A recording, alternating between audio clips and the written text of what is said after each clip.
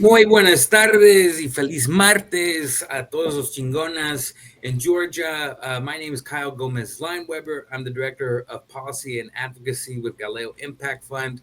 I'm going to pass it off to Alberto, so Ana Rocio can take herself off mute because it looks like she's on mute. Good catch. Thank you, Kyle. Thank you, Kyle. Buenos días, mi gente. Buenas tardes. Hermoso, beautiful Georgia.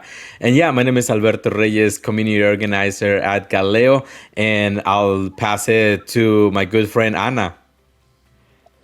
I'm off mute. Thank you so much for that. Hi, everybody. I'm so glad to be back for this edition of the podcast.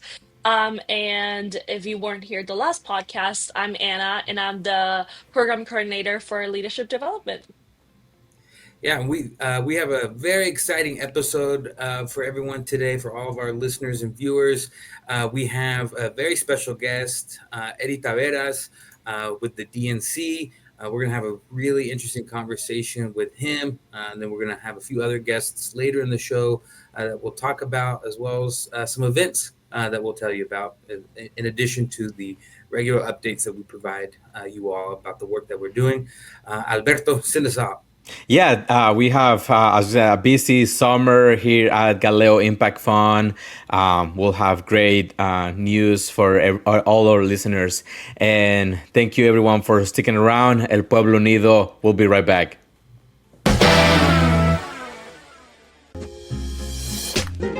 Hey, did you know there's primaries on June 17th? I heard about them. Yeah, it's the Public Service Commission primaries. Have you heard about them? Who hasn't? Oh, okay. Like, what? Who doesn't know? Oh my gosh. Well, if you don't know, the Public Service Commission is important because they help Georgians be treated fairly and not overcharged when it comes to gas and electric companies across the state. Wow, so how can I even check if I'm registered to vote and where to vote? Yeah, you can go to mvp.sos.ga.gov to check your polling location and your registration. Awesome. Remember, that's mvp.sos.ga.gov. Thank you. See you guys at the polls. Let's get out there and vote. Bye.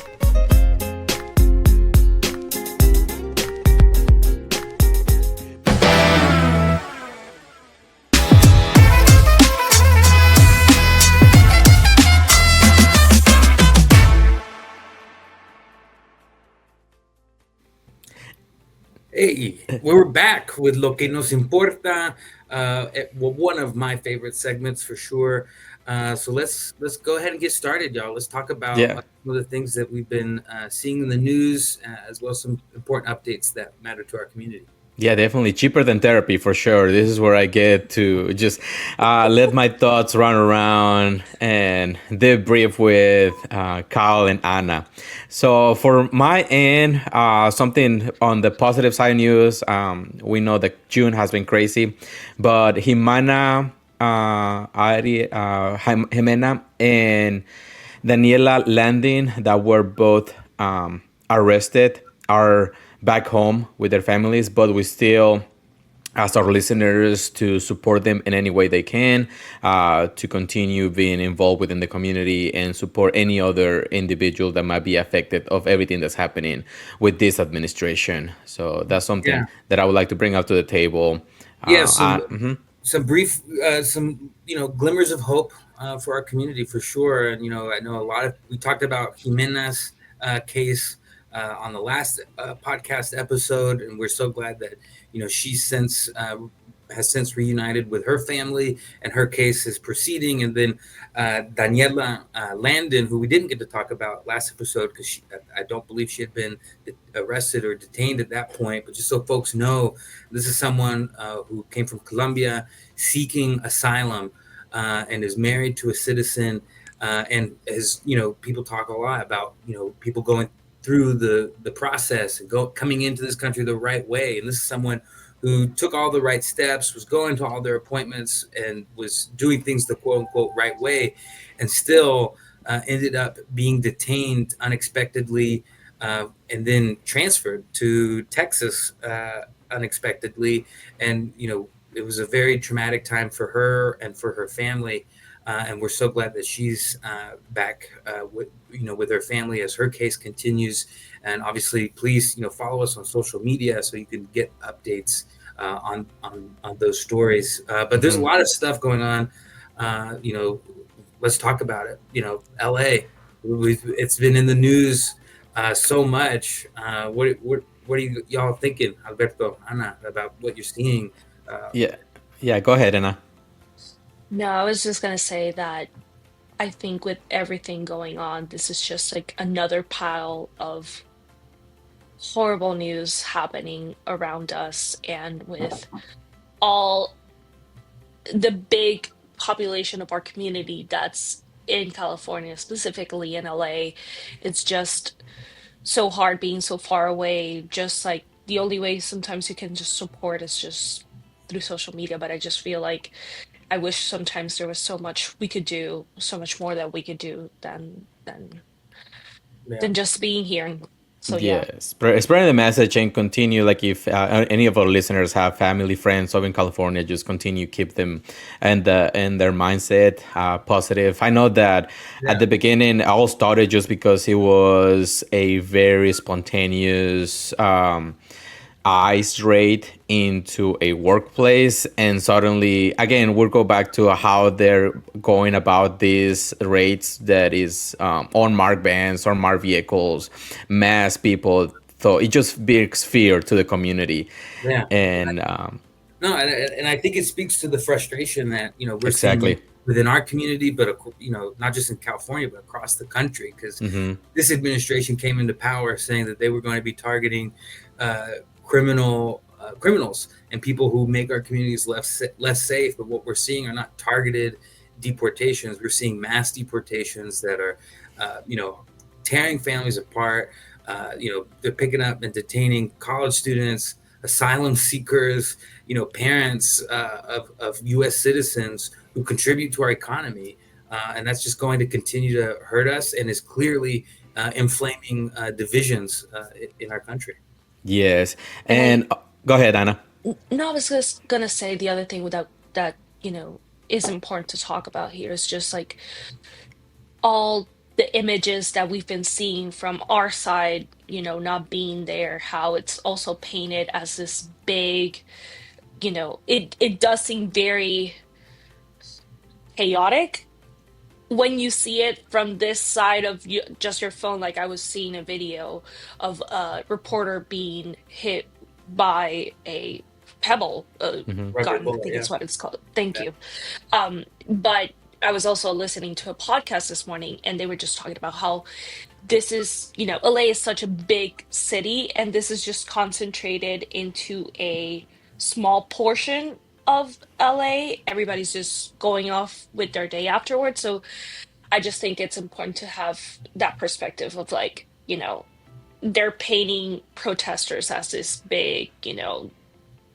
rowdy group, but it's just like this small portion. If that makes sense of what I'm Yeah, saying. no, yeah, we definitely have to watch the narratives that are coming out and do what we can to not blow things out of proportion, but also to acknowledge this crazy moment that we're in right now and living through. And obviously, we at the Galileo Impact Fund, we support everyone's right to exercise their First Amendment rights, to protest and organize peacefully and civilly. And so we're just asking folks, whether out in LA or folks who are thinking about what they want to do here in Georgia, please just stay safe. While we also encourage you to exercise your First Amendment right to speak out and to speak against some of the terrible things that we're seeing happening that are hurting our community. Yes, and as like as you said, like just do it peacefully, but always be careful around your surroundings.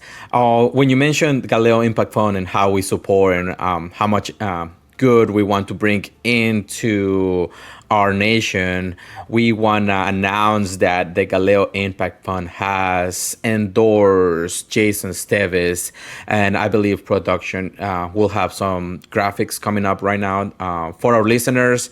You can check out our recorder later, but Yeah.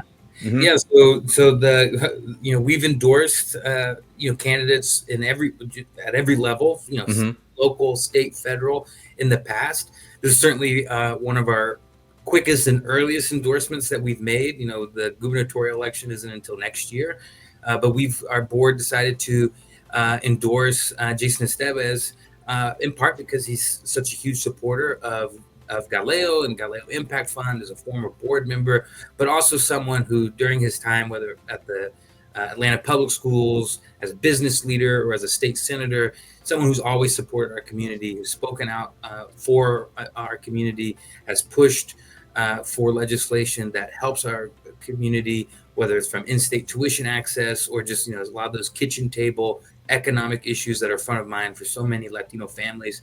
And we'll be making more endorsements as we, carry out through this year, from the Public Service Commission to local municipal races. And we'll be making a ton of endorsements next year as things really pick up. And we'll be talking about an event that we're going to have in support of Jason Estevez later in the episode.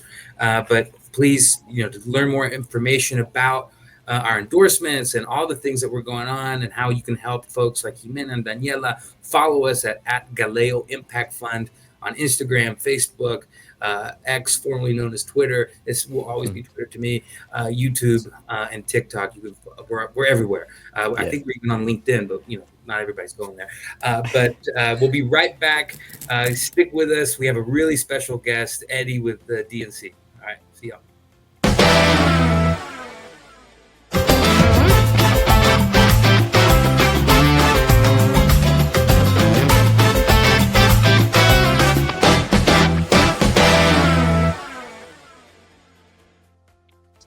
Eso. All right, we've got our special guest, Eddie Taveras. Thank you so much for being with us today. Eddie, you work with the DNC as the Latino Coalitions Director. You used to work with an org called Forward.us, which is an excellent org that's done a lot of hard work on, parole in place expansion, work permit expansion, in-state tuition and access, and, a whole host of issues that impact our community. So first of all, I just want to, before I pass it off to Ana Rocio, who has I think she has our first question, I just want to thank you for being here. Thank you for coming on the show with us today. Yeah, thank you, Eddie. Yeah, thank you for having me. So first of all, nice to virtually meet you, Eddie. I look forward to learning more about you through some of the questions that we have for you, along with our audience, who I'm sure is eager to know more about you. So I guess we'll start with what inspired you to get involved with the civic process and politics? Yeah, it wasn't always like a natural occurrence. I'm a Dominican kid from Brooklyn, and so politics wasn't as obvious, but I always realized, being raised by two strong women, my mom and my grandmother, that advocacy was part of our story. And so, I was supposed to be an investment banker. That's kind of like the vibe that I was heading. And then I got into reproductive healthcare and started my career really there with an interest. And that kind of lit a switch when I realized that the representation and people making decision for our community did not have the same experiences and did not look like me or those that I grew up with. And so I made it a point to, switch as to what I would be doing for the rest of my life, essentially, and headed into advocacy and electoral politics more specifically, to really try to not just be at the table, but be heard. I think there's a critical aspect that we hear, is, bring people to the table, but there's no use of that if you're silent while you're there. And so I really try to carry that with me. And it's a way that I clearly, try to honor my mom and my grandmother every day. So, yeah.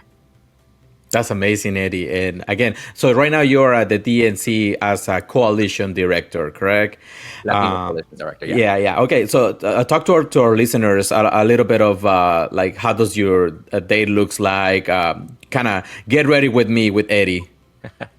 I would say it's different year to year, right? Although every year is an election year. I joined about a year ago in the midst of the presidential election. Mm-hmm. But I'll break it down to here. Like, my job is essentially to be a meteorologist, right? It's to really understand the temperature of where the community is, where they're heading, what their needs are, and anticipate those.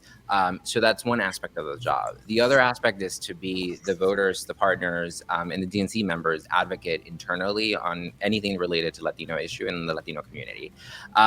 And part of that work looks like it truly is advising on our programmatic aspect of how we outreach to Latino authentically, how we understand the different dynamics.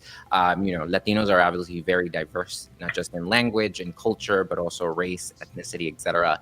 And so that complexity comes into play, and it's my job to try to make sure that we're hitting the right balance as we're looking to scale and as we're looking to talk to these folks and communities. Mm-hmm. That's really great, and we're going to talk a little bit more later in the conversation about what some of that outreach and engagement looks like from the DNC's perspective.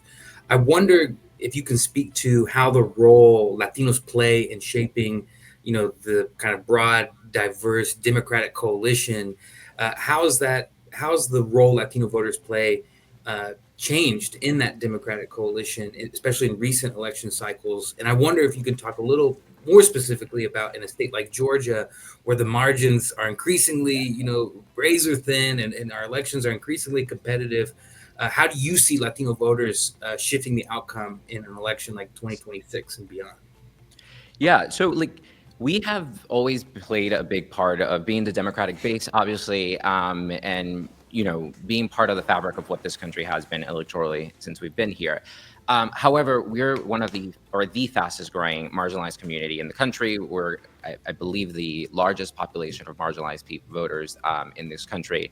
And that continues to grow. We have one of the youngest voter population. And with that comes some challenges, right?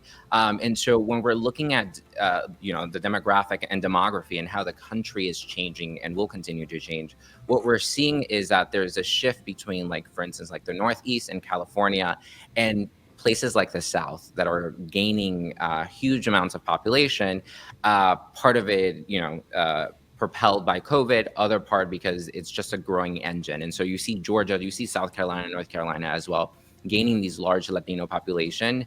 And so, we are here to stay, and our role is just going to get bigger. When you're looking at Georgia specifically, and Latinos that have built the American dream there, it's on the margin. And one of the things that we've really honed into, but also learn from 2024, is that Latinos need to be treated like independent voters. And just as any other independents, when you invest in those communities, they tend to go out. The good thing about being a Democrat and being part of the DNC is that we hold Latino values, right? And it's not the other way around, right? We hold their values. And so we're finding that while they agree with our values and policies, is that we have to be more aggressive about reaching out to them. The chair Ken Martin gave a clear directive of, this is a 24/7 every year campaign, and we're building towards that. Part of that is to ensure that at the core, this constituency group, it has the forefront of what programs and strategies we play into. And as you know, I met most of you while I was in Georgia. That was no coincidence, right? You send me an invitation, I met with you, I met with a lot of key partners, but part of that is to listen to what the Latinos in Georgia are saying, and then figure out how we can be a sustainable partner and create that partnership long-term to address the needs of the Latino community. And we're building that ship right now. And you saw some of the work with town halls, the messaging really focused on what is hurting Latinos and their experiences. And so you're going to start to see that even more and more as we go and head into 2026. Mm-hmm. Eddie, as a Latino in national politics, what have been some of the most rewarding and challenging moments of your work, and what keeps you motivated to do this work? Such a good question. One of the privileges and why I love what I do is when I get the opportunity to talk to voters and community members. Sorry, I'm trying not to get emotional. I'm usually a very cold individual. So this took me by surprise. It's a safe space, Eddie. Permission to get emotional. It's just the four of us. Yeah, just the four. The key thing, I go back to just last election, towards the end, I was in Pennsylvania, but I had traveled to Las Vegas and other states. But this Puerto Rican woman, there's an event, comes up to me, kind of telling me, what burdens her, and what is her need. And I tell her a little bit about myself, a little bit about my story and what I do. And you can just, when I told her what I did, like her body and her eyes shifted, and there was this glimmer of hope, and the grace that she gave me, in feeling more comfortable that she had someone with her experience, she had someone with similar background, that she felt represented at the national party and at the national kind of state. And so it's something that, to your question of like what keeps me motivated, it's truly those people in those conversations that we're not meant to be in these spaces. There are clear indicators at times that lets that.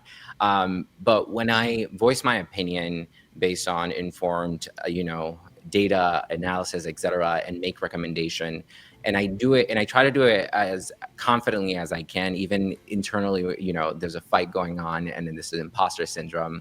I do it because that individual deserves it. I do it because those individuals, the Latino community that I've met, that have been so graceful to me in giving me their hope, they deserve that type of champion. And I understand that I may not always succeed, but at the same time, I'm always content when I go home, look at myself in the mirror, and go to sleep, that I've done the best that I could to represent them in the very short amount of time and very small influence I have, whether it's in this institution, this field, and this life. And so those are the people that I truly think about every day.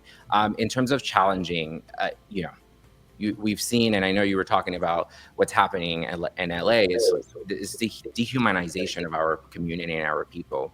It's this, this cast away of how we not just interact, but we describes us, and how we segregate us into just these marginalized in things that are a distraction from what we have contributed, what we built, the values that we are about. And so when we look at, what's happening in LA, that's just symptomatic. But everyone here, everyone, you three and those who are listening, who are Latinos, understand that this is a constant battle that we go through every day.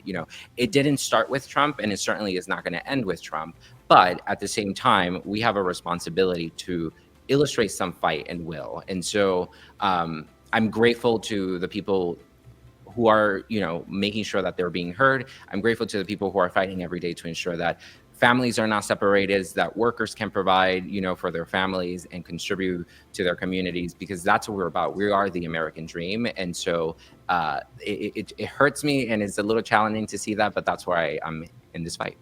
Yes. Thank you for sharing. Go ahead, Anna.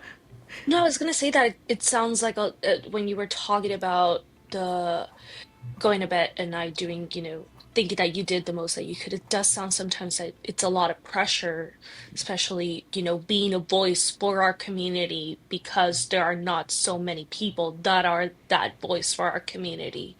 And please correct me if I'm wrong, but it must be such a big burden to have to be one of those few people that goes out there every day and makes sure that we're represented. Yeah, it's hard work because I'm here because a community of individuals propelled my grandmother, who made her journey from DR, and just a generation later, right? I'm at one of the two major parties here in the United States. I've gone to meet and advocate on behalf of people and things that I thought I would just never have, and so that it is hard to take on that burden. The one thing I would know, and this is something I'm very clear when I'm talking to people, is that it's not my job to fix everything, right? I'm part of a collective. And I think that works in two ways. It allows me to figure out what joy is for me. It allows to figure out what's something different that is not, just pain and despair. But it also humbles me to understand that, my work is part of a bigger collective group, that there were many other Latinos and Latinas that have been doing this prior to me coming here decades and not centuries ago. And there'll be others that are coming in. And so when I see and I go, when I talk to partners, when I talk to voters, when I get to travel and I see the new generation kind of unapologetically taking their stance, it's something beautiful, and I learn from that, because I'm like, what do I need to do and listen to ensure that I have the bravery and the courage of these young Latinas and Latinos who are really doing amazing work, and who, to be honest, a lot of the times have the answer. And so it may not be always clear to me, because, I'm in this bubble, but they allow me to see that. And so I'm very appreciative of the community that has propelled all of us. Yeah, and that's like I was gonna say that that's truly inspiring when you get to meet that person that you talk to them and they inspire you to continue going doing the work after a long day. So we have 2026 around the corner, blink, and we're gonna be talking about it. But what are some of the common misconceptions national campaigns have about Latino voters, and how can we move past them to be ready? Yeah, I noted this. We are dynamic individuals. We are, not a monolith. I know we always say that, but it's true, right? We're racially, ethically, language diverse, and so I think the misconception is that you can slap something that you've done in English, and particularly for white voters, and kind of just translate it. Is it true that we have and we believe in the same values and American dreams? Absolutely. But in the way that you show up, it's just very different. And one of the misconception is not understanding the cultural differences among them. I'll take, for example, in Pennsylvania, you have Puerto Ricans and Dominicans, which is critical to win the state. And it's a growing population, right? That is how I talk to those individuals, and who is the messengers to those individuals is going to be vastly different than a Mexican American in Arizona. And even within Mexican Americans, if you're first generation or fifth generation, there's a different aspect to that, right? And so it is a misconception to think that we can come in last minute and kind of pop something in. And one of the things that we're trying to do, and we're figuring this out now, is to ensure that we have that saliency and that cultural relevancy in what we do, and not just like the messaging and talking points, but also programmatic aspect, right? How do we hire? How do we look at interstate parties, and how do we support them in ensuring that, the best and brightest, but also community validators are part of that conversation? And so we're doing those things differently. We have heard that, our job is to listen. And so we've got that loud and clear from voters. And I think we're heading in the right direction. And this year is going to also, as an election cycle, there are key races that the DNC is focused on, and we'll put that to work. And so you'll see that. One of the things the chair said, like, we're only in this for 4 months, give or take. And so look back at us in a year, and you'll see the difference of how we operate, not just as a party, but how we're engaging with Latinos. I think it's so important that you touched on, like, the immense diversity that exists within our community, and how even kind of like sub communities there within our larger Latino community, there's even more, there's still that diversity. And I think, one of the things is that people don't often realize about Georgia is that 10% of our state's population is Latino, right? Yep. About 4% of our voters are Latino. And, I think a lot of times when we hear, especially when we're listening to like national news and national, media, when they're talking about Latinos, oftentimes it feels like it's just like, if you're just based off of what they're saying, is like, oh, Latinos only live in California, Arizona, New Mexico, and then there's a lot of Latinos in South Florida, right? But, as I said, 10% of our state's population, nearly a quarter of the population growth that we saw in the previous decade was because of Latinos.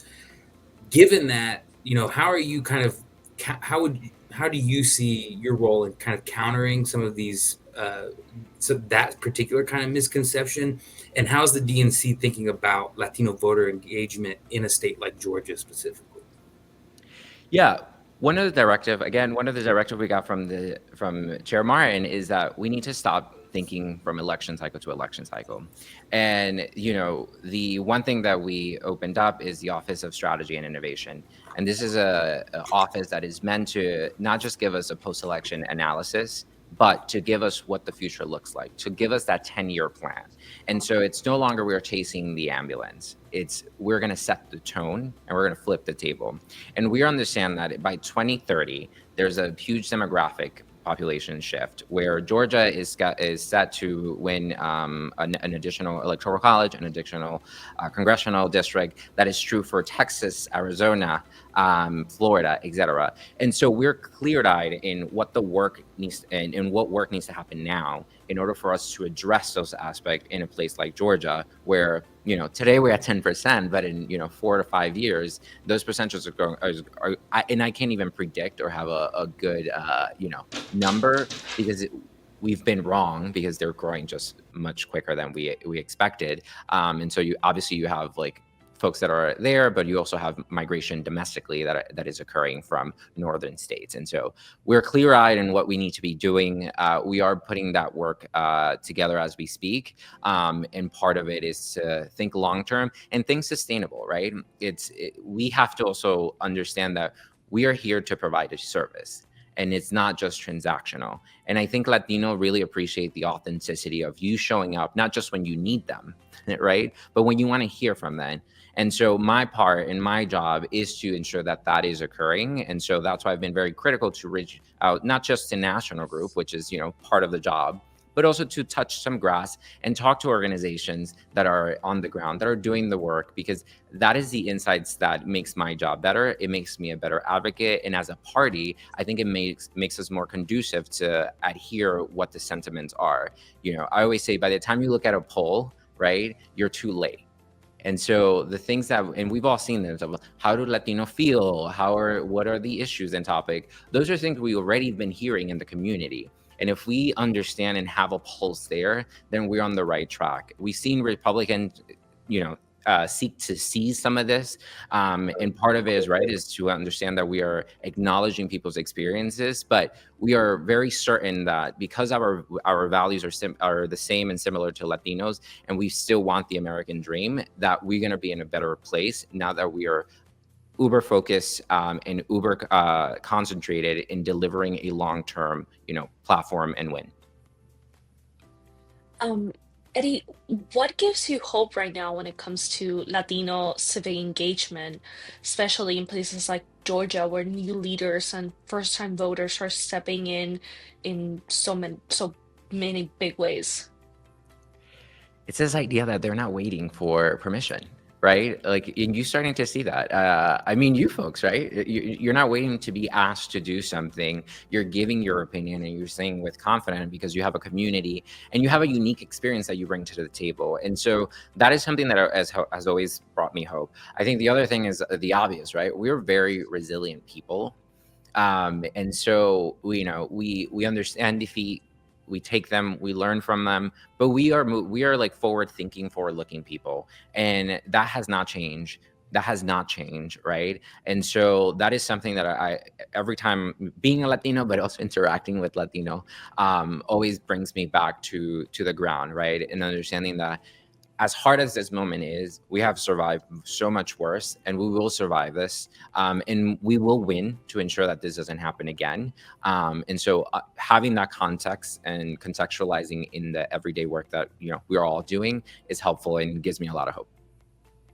Yeah, we're definitely inspired by, I always say that because like a lot of my work ends up, I have to be at the state capitol during legislative session and things like that. And I'm like, sometimes that work can be very disheartening, talking with legislators and just, and like, all the personalities and ego that go into that. And then when I feel most inspired is when we're knocking on doors, talking to people on the ground and hearing their stories. We're running a little bit low on time now, so I want to get one more question in before we say goodbye. But and obviously I know the DNC, and I know y'all are still kind of workshopping and trying to come up with the right pitch, as it were. But if you can, please sum up what you think the DNC's message is or needs to be to Latino voters, so that you can get some of those Latino voters back who you've lost, and then also bring new Latino voters into the fold under the kind of Democratic brand. Yeah, I mean, I'll start with saying this, and this is something, when the chair won and had it all stop, that, I don't always have the answers, and I look to you all to tell me. That is the right philosophy to have, right? Is to understand that you're not the smartest person in the room, and that part of this work, we do people work, right? We do human work, right? And part of this work is to really engage in communities so that they can give you what the answers are. And so I try to be as cognitive as I can, to understand that, and understand that, it's my job to listen and implement, because what I need to be doing is being told by my first boss, which is the community. I think in terms of messaging, we have really focused on what, again, part of the experience is like the economy, right? And I think there's a famous quote saying, "Is the economy stupid?" It's understanding that people are hurting, that if you have 3 jobs and can make ends meet and can provide food at the table, that is a bad economy, right? And so we are very focused in ensuring that, people understand that what the Trump administration is doing is not bettering your bottom line, is not furthering your family.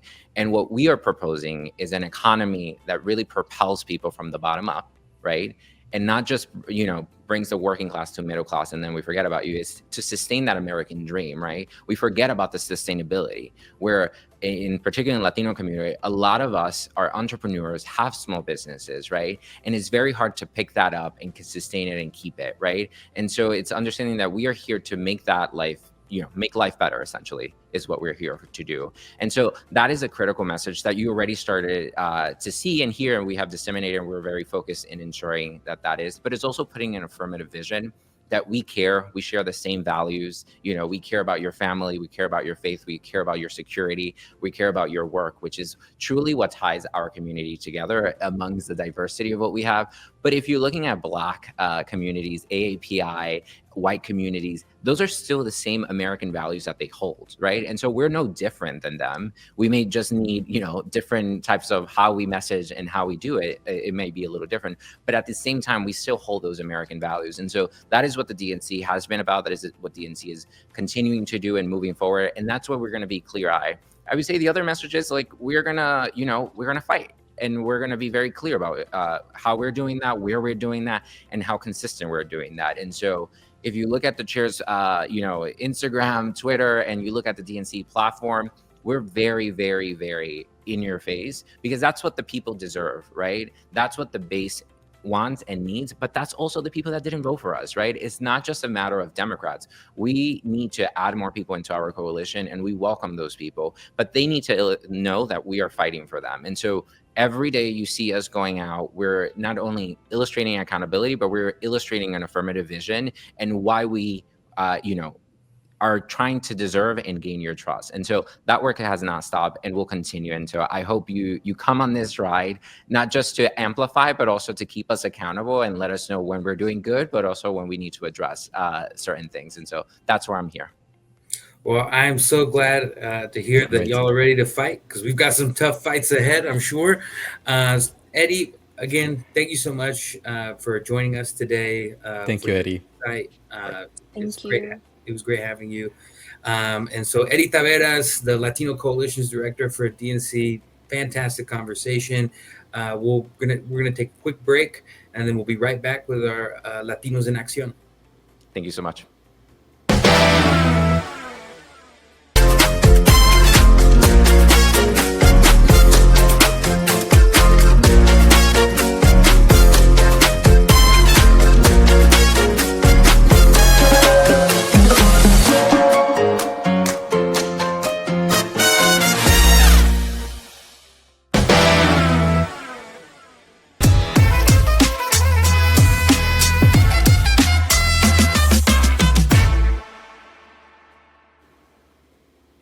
Hey, and we're back to Latinos en Acción. Hola, Ana. Hola, Alberto. So on this segment, we're just going to talk about some of the events that have been happening in the community. Ana, correct me if I'm wrong, but you've been here in Georgia for just a few months, correct? That's correct. Mm-hmm. So have you explored any outdoors? Have you had the opportunity to go around?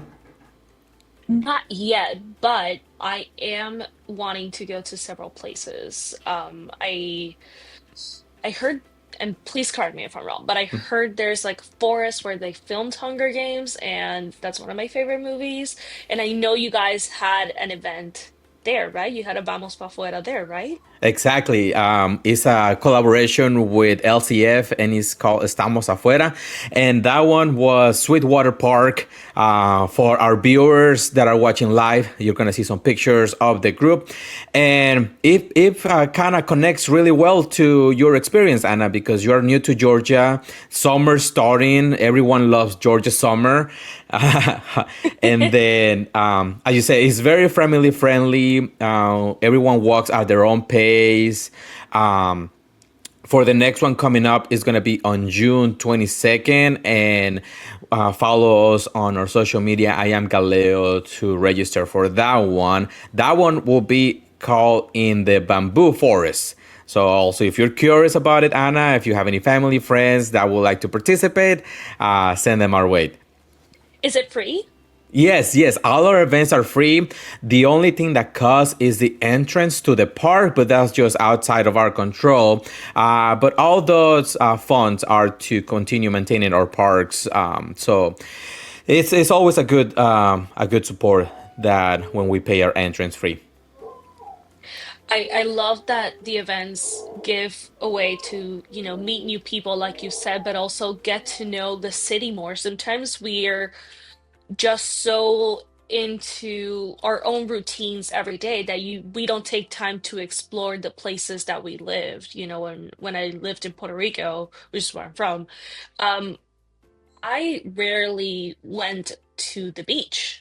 And now that I live here, I regret it because I want to go to the beach or to El Yunque, which is the biggest rainforest there. So I want to change that here. And hopefully, the Vamos Pa Fuera events, give me an opportunity to do so. So maybe you'll see me on the 22nd. Absolutely, absolutely. And I like it's just invitation for their community. And once you get involved in the community, they enjoy the outdoors. You can also just give back to the community that you live in. Our next events that we have in the past is painting flower beds for to maintaining a beautified a section of the city. For you see our pictures of the staff just finishing painting the bed. So if that's another thing that you will be interested, we have those opportunities as well. We provide all the tools, all the paint that you could need, and we'll have more of those events coming up. And correct me if I'm wrong, but you also are part of naturalization ceremonies, right? Yes, for those that are curious, that's our events where new Americans take the ceremony to become Americans, hence the name. And we help them with voter registration. So as soon as they finish their ceremony, they come down to the lower level and we ask them like, hey, you are here, you're American, one of your rights is to vote. Let me help you. So we provide training for volunteers that want to take part into this opportunity. Again, reach out to us, follow social media, and then we'll provide the training, all the information, and then you can be part of all this training.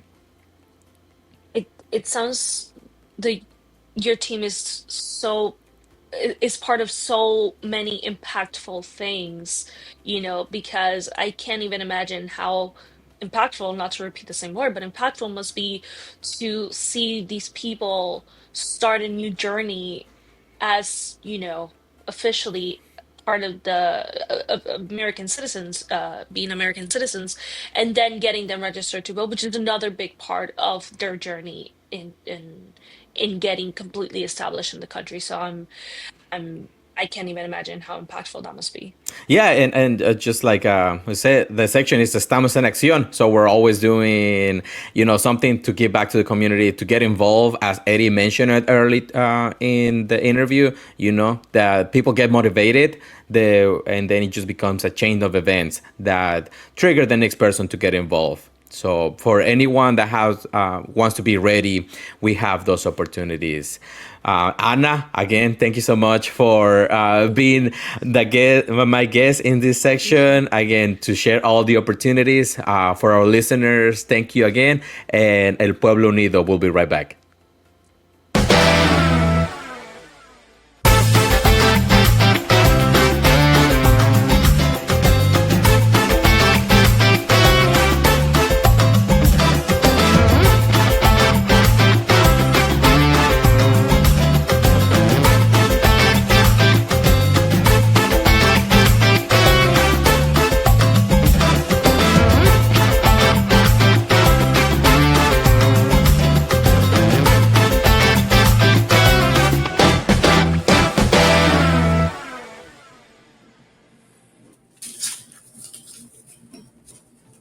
Hey everybody, we are back. In this month's Ponte las Pilas section, we are going to be talking with Gio Sturgis. Thank you so much for being with us, Gio. Hey, my pleasure. Thank you so much for having me. Could you please introduce yourself? You are part of GIL, so could you tell, and you're part of the um, Galeo Leadership Council. So just for our audience, could you please tell them what GIL or Galeo Institute for Leadership cohort are you part of, and what is your position in the board? Awesome. Yeah, thank you so much. So again, good afternoon, everyone. My name is Giovanni Sturgis. Originally, of course, born in Puerto Rico, originally from Cleveland, Ohio, currently living in Atlanta, Georgia. I am a national nonprofit leader for a technical training organization. Also an emerging government affairs leader, like Ms. Anna said. I'm currently serving on the Galileo Leadership Council Board. GLC is really our alumni team, the alumni group for the Galileo Institute of Leadership. So we're over 900. There's over 900 graduates that have, folks that have came through the Galileo Leadership Institute, and the Galileo Leadership Council is our alumni group. So I'm proud to serve as the policy chair, and just excited to be a part of that group. And again, we are looking to engage, mobilize, and organize all of our alumni and continue to stay involved. And you graduated last year from GIL, right? Yes, ma'am. Yep. So I'm a graduate of the best class ever, the GIL 2024 class. Yes. It's so great that you graduated just a few months ago and now you are already on the GLC board, continuing to serve with Galeo and its alumni and its community. So thank you for being a part of Galeo, of GLC, of GIL. And so you touched a little bit of what it is, but for folks that are not familiar, are not part of GIL, or maybe they were part of GIL but are not familiar with the Galeo Leadership Council, could you tell them a little bit what it is? Yeah, most definitely. So we're like the it's a volunteer group. We're like the steering committee, for GIL. We help with the leaders. We help the leaders. We meet once a month. So every first Tuesday of the month, we meet. We come together and we talk about upcoming events. Like I know we have our alumni mixer coming up. We have our leadership summit coming up as well. And again, we meet about different things that are going on in the community, different things that we can discuss at our GIL sessions that are monthly. Some of the Galileo Leadership Council members also serve as facilitators, different facilitator sessions. And again, we just volunteer, we stay involved, and we just are a supportive branch of Galileo. Thank you so much. And for our audience, you might have seen a QR code that will probably pop up again. There it is. So you might be wondering, it says become a member, but how do you become part of the GLC? So, Jill, could you please tell our audience how they can join the Galeo Leadership Council, and maybe what does involvement look like, maybe through your role or just in general? Yeah, most definitely. So first and foremost, you either have to be a member of Galileo or you have to be a graduate of the Leadership Institute cohorts. So again, there's over 900 of us currently. So we are looking for more folks to get involved. Ponte las pilas, come join us. Let's get involved. We have a lot of work to do. It's really easy to get involved. You know that there's a lot of different benefits. You get discounts for different events. You get the newsletter. You get to be involved in different meetings as well. So again, I really am enjoying my time with the group, and I look to stay involved and get more engaged. And we are very thankful for all that you're doing with GIL and the Galileo Leadership Council. So you mentioned that you don't have to be a GIL alumni to be part of the Galileo Leadership Council. You can just be a member of Galileo. So how can people become members of Galileo? Yeah, most definitely. So, I mean, there is an application process. There is a small fee that comes with it. Again, so you just fill out your application, mail it in, or get with one of the Galileo staff members, and they'll help you facilitate the process. But once you become a supporter, anybody that wants to support the mission of Galileo, to get more Latinos civically engaged, or want to support leadership in the Latino community, you are more than welcome. We want you to be involved. So individuals, businesses, organizations, anybody could be a member of Galileo. And from there, if you have a specific certain individual that you want to be a part of the alumni, the leadership council, then, or even the institute leadership cohorts, again, we would love to have you. So again, just call to action. Please join us and join the fight. And hopefully you guys scan that QR code. If not, you can just visit the Galileo website. You can visit our social media. There are many, many ways for everybody to just look up for more information, see how they can get involved, see how they can become a member. So before I let you go, Gio, you mentioned the summit, you mentioned the mixer. I don't know, there probably aren't dates yet, so people will probably have to stay tuned to social media for those. But what is next for the Galileo Leadership Council? What can people be on the lookout for? Yeah, most definitely. So stay on the lookout. We do have, like you mentioned, our alumni mixer is coming up in August. So early fall, our alumni mixer. Last year we had a really good turnout. This year's going to be even better. Get your cameras ready. That's what I'm going to say. We'll drop more information to come. And then after that, we have our leadership summit. The leadership summit is usually during Latino Heritage Month. So that's coming up as well. So again, we have our mixer, our leadership summit, and then of course, we support with the different canvassing efforts, the different Vamos Afuera events. And you'll see us, again, we're a small group right now, but we're over 900. So we're looking for more graduates. If you feel like you have the best class, the best cohort, I know that's like a competition thing we have going on. Reach out to us, get involved, and let's do some type of competition. Let's see who can get more of the graduates together. We would love for you to be a part of our leadership council. So there's definitely no excuse to not get involved because you just mentioned so many ways. So as I said, just go to our social media, go to the Galileo website, just look for the different ways you can get involved or just look up more information. But for now, thank you so much for your time, Gio. We really appreciate it. And thank you so much for the work that you're doing with Galileo as part of the Galileo Leadership Council. Thank you so much. I'm excited to be here and I look forward to continue to build. Guys, take care. Thank you so much. Have a great day. Too.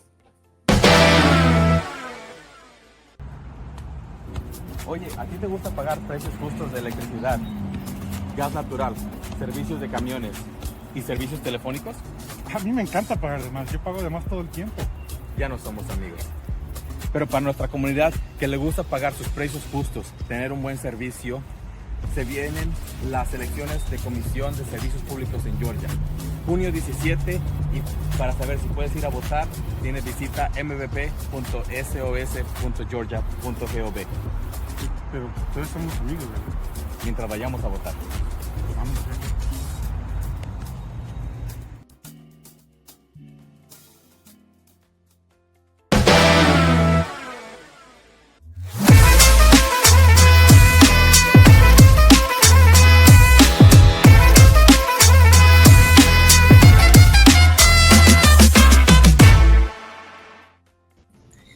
And we're back with La Pinche Política.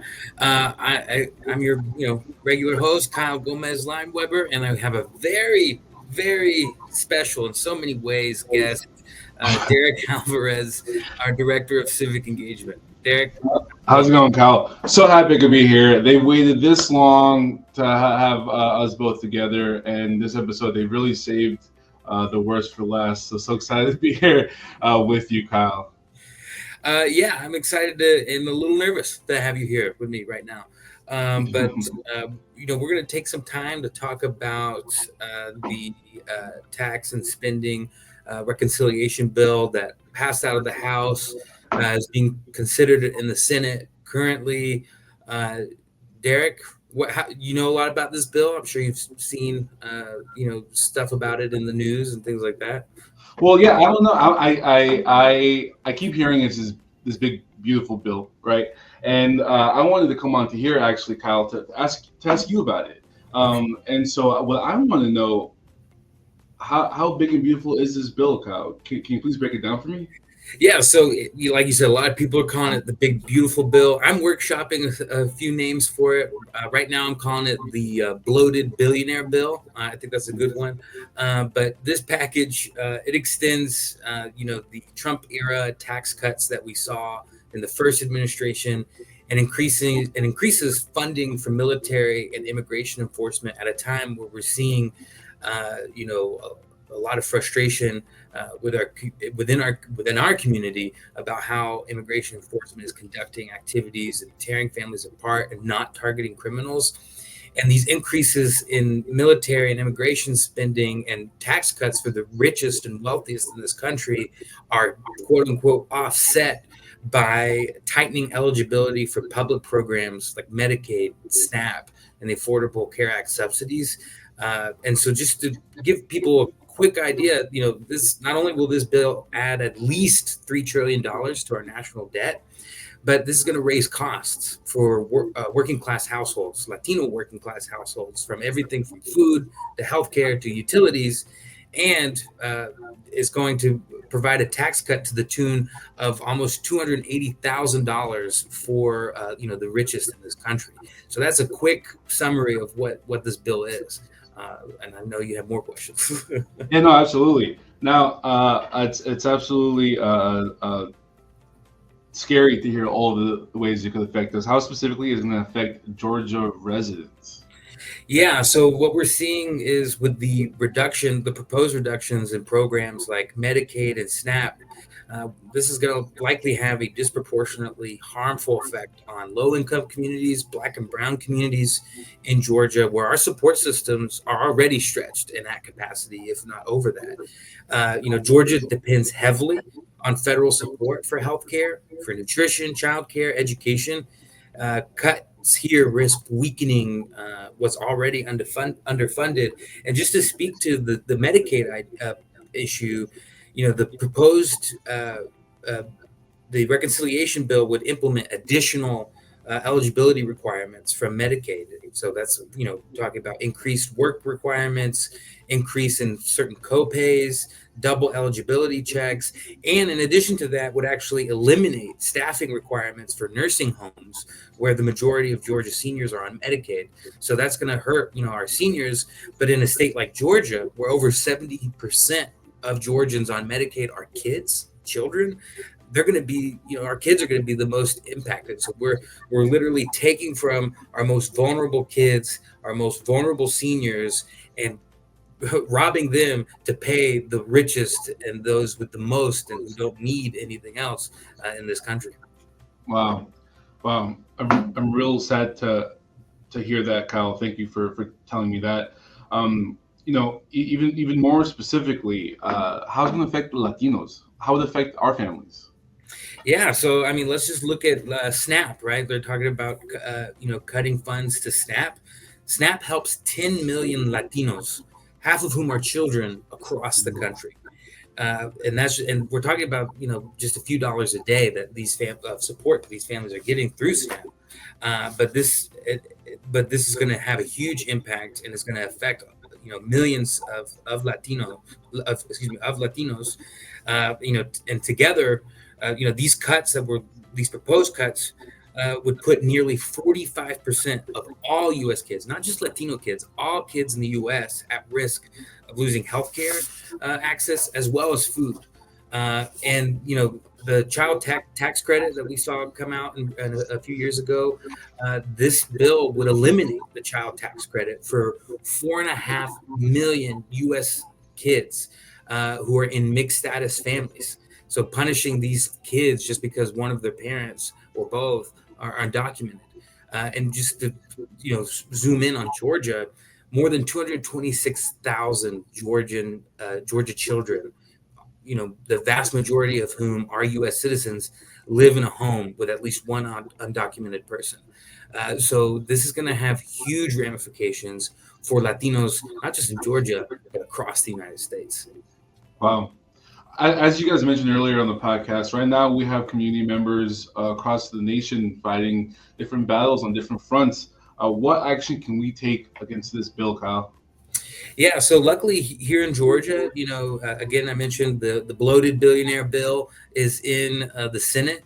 Luckily here in Georgia, our two senators have already expressed strong opposition to the bill.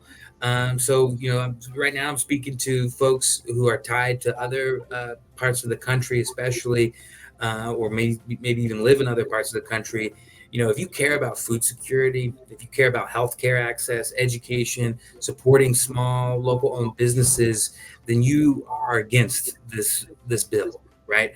And I urge you to urge your federal leaders to protect Medicaid, SNAP, the Affordable Care Act, and student aid from harmful exclusions that will hurt our community.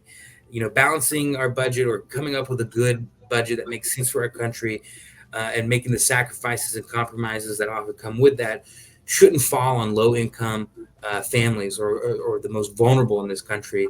Instead, we need to look to those who continue to reap the most benefits from the work and labor of working families, of Latinos and of immigrants in this country. Why aren't they paying more?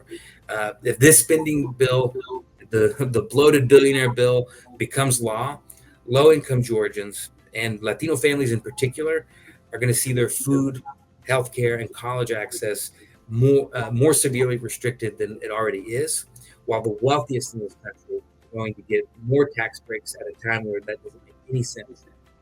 So we urge all of our federal leaders to push back against this problematic and terrible bill, and we urge our listeners, our community, to put pressure on their elected leaders so that their values and interests are represented and served at the federal level. Wow. Well, thank you, Kyle. I'll make sure to be taking action. I hope everyone else does along with us. Thank you so much for informing me today, and I really appreciate being here on with you. Yeah, it was nice being on the other side with me getting the questions. But yeah, thanks for joining me, Derek. I appreciate you. You're the best. And we'll be right back to close out this episode of El Pueblo Unido. Hi, my name is Jerry Gonzalez, CEO of Galileo Impact Fund. Georgia is at a turning point. Families are working longer hours but still struggling to keep up with the cost of living. Housing is out of reach for too many. Our public schools are underfunded. And fundamental freedoms, like the right to make personal healthcare decisions, are under threat. Meanwhile, Latino communities in Georgia are rising. We're growing, we're organizing, and we're demanding to be heard. But political power isn't simply given. It's built through action, through votes, and bold leadership. That's why the Galileo Impact Fund is proud to endorse State Senator Jason Esteves for governor of Georgia. Jason is an Afro-Latino leader, a former teacher, and a small business owner. He understands firsthand what Georgia families are going through and is ready to lead with real solutions. He's committed to fully funding public schools, expanding early learning and job training, and addressing Georgia's housing crisis with real property tax relief for working families. He'll reverse Georgia's abortion ban and restore the right of women to make their own healthcare decisions. Jason has also been a friend of mine, a mentor, and a board member for our organizations. Jason Esteves isn't just another candidate. He represents a fairer, more affordable, and a truly inclusive Georgia. We proudly stand with Jason Esteves and invite you to stand with us. Join us on June 12th for a fundraising house party to support the Galileo Impact Fund and our state PAC and help elect Jason Esteves as our next governor. Your support powers this movement and helps build a Georgia where all of us can thrive.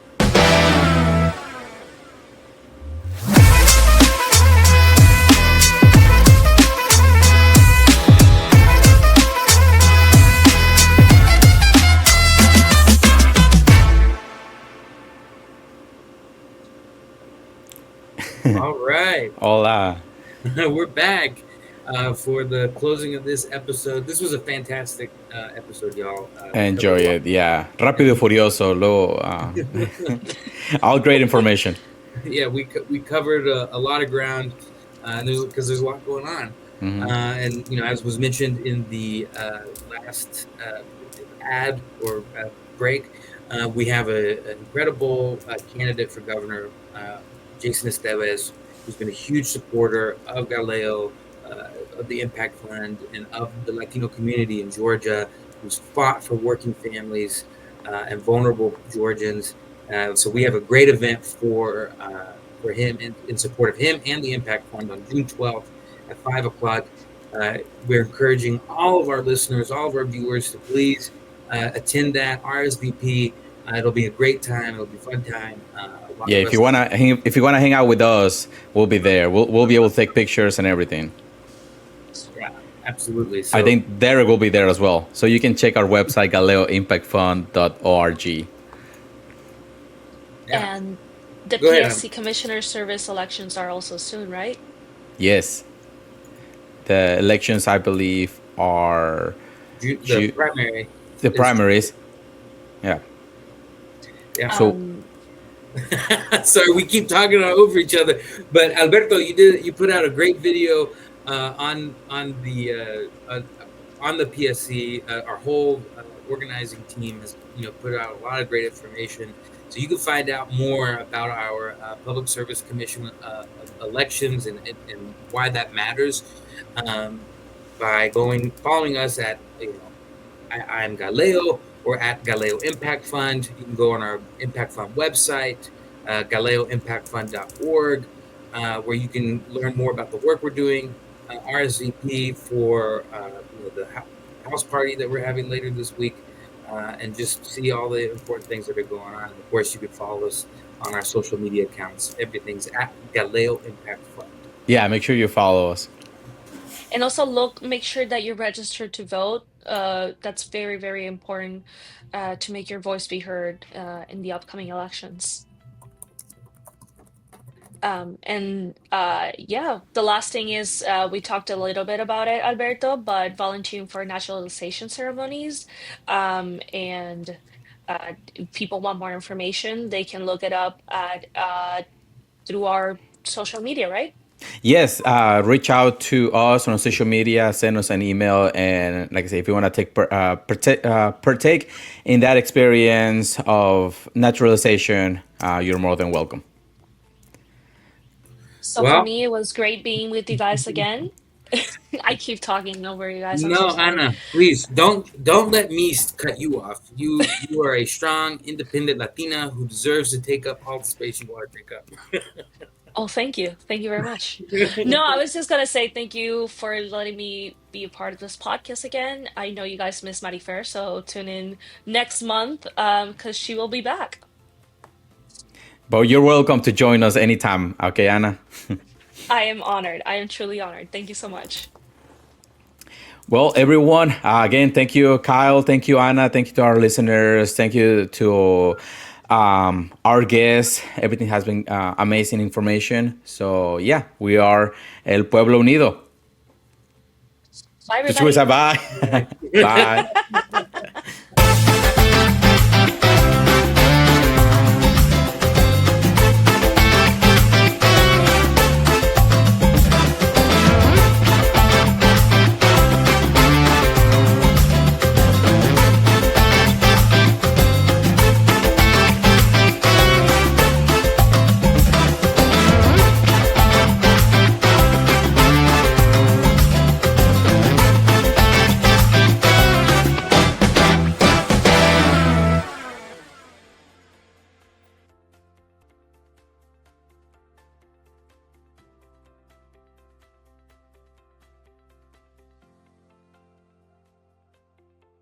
Hey.